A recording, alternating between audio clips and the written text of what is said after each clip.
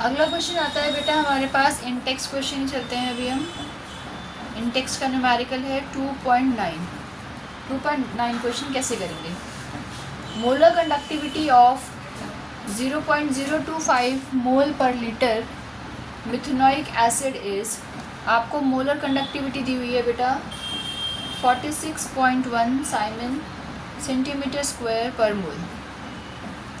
तो molar conductivity दी हुई है आपको मोलारिटी भी दी हुई है क्वेश्चन की, मोलारिटी भी दी हुई है आपको क्वेश्चन में। और वो मोलारिटी कितनी दी हुई है बेटा, मोलारिटी दी हुई है 0.025 मोल पर लीटर, ये मोलारिटी भी दी हुई है। अब वो कह रहे हैं further calculate its degree of dissociation, कितनी डिग्री डिसोसिएशन की है, कितनी डिग्री टूटा है। डिग्री ऑफ डिसोसिएशन आपको निकालना है, मतलब आपको अल्फ़ा निकालना है ना। और क्या निकालना है, and dissociation constant. Dissociation constant होता है बेटा हमारा Ka, ये भी निकालना है आपको।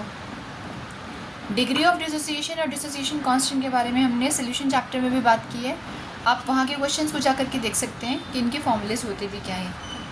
तो यहाँ पर हमें क्या दिया हुआ है, गिवन चीज़ें क्या है कि हमारा जो मिथेनॉइक एसिड है CH3COOH, ये होता है बेटा मिथेनॉइक एसिड। तो जब ये टूट रहा है तो ये टूटेगा बेटा CH3CO- और H+ में। कंप्लीट डिसोसिएशन नहीं होगा क्योंकि ये एक वीक इलेक्ट्रोलाइट है। वीक इलेक्ट्रोलाइट्स कंप्लीट डिसोसिएशन नहीं देते हैं, इसीलिए उनकी डिग्री निकाली जाती है। तो कोलरॉश लॉ के अकॉर्डिंग यहाँ पर इनकी जो मोलर कंडक्टिविटी आ जाएगी वो आ जाएगी बेटा H+ आयंस की conductivity plus limiting molar conductivity of CH3COO-। तो मेरे कंपाउंड की, अच्छा मैंने एसिटिक एसिड ले लिया है, एक्चुअल में हमारा क्या है मिथेनॉइक एसिड। तो ये C हटा देती हूँ मैं यहाँ से, ये इस तरह से, ठीक है ना, HCO- हो जाएगा। एसिड मिथेनॉइक एसिड होता है HCOOH, this is methanoic acid.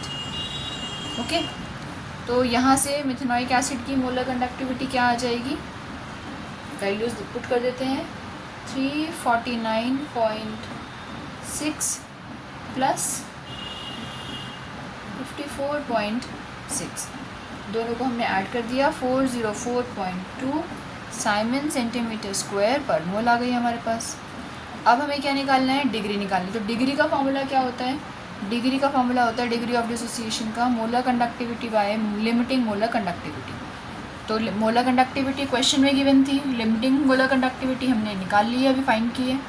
तो यहाँ वैल्यू पुट कर देते हैं। तो alpha is equals to 46.1 by 404.2। तो यहाँ से इसको डायरेक्ट आप डिवाइड करो 0.114, क्योंकि ये डिग्री है 0.114 तो सी यूनिट नहीं है। और अगर इसको आप परसेंटेज में लिखना चाहते हैं तो 0.114 को आप 100 से मल्टीप्लाई कर दो तो बेटा ये आ जाएगी 11.4%, इतना परसेंट डिसोसिएट हुआ। ठीक है, ये परसेंटेज वाइज हमने निकाल दिया। अब हमें क्या निकालना है, अब हमें निकालना है Ka, डिसोसिएशन कांस्टेंट। वो क्या होता है C∝²/1 - अल्फ़ा, ये हमारा फॉर्मूला होता है डिसोसिएशन कांस्टेंट का। तो मेरे पास कंसंट्रेशन क्वेश्चन में दी हुई है, मोलारिटी कितनी दी हुई है क्वेश्चन में दी हुई है 0.025। तो वैल्यू पुट कर दो 0.025। अल्फ़ा कितना है मेरा 0.114 डिवाइड, इसका स्क्वायर है 1 - 0.114। अब आपने Ka निकाला यहाँ से, तो 0.025 माइनस नहीं इंटू 0.114 इंटू 0.114, इसको खोल देते हैं और यहाँ पर ये आ जाएगा 0.886। तो बेटा इस एक्सप्रेशन को आप सॉल्व करोगे तो आपके पास जो आंसर आना चाहिए वो आएगा 3.67 इंटू 10⁻⁻4 मोल पर लीटर। आपका आंसर इतना आना चाहिए। मैंने आपको आंसर प्रोवाइड कर दिया है और आपको तरीका बता दिया है कि कैसे कैसे निकालना है। इसको मल्टीप्लिकेशन और डिवीजन करके आपका आंसर इतना आना चाहिए। ठीक है बेटा।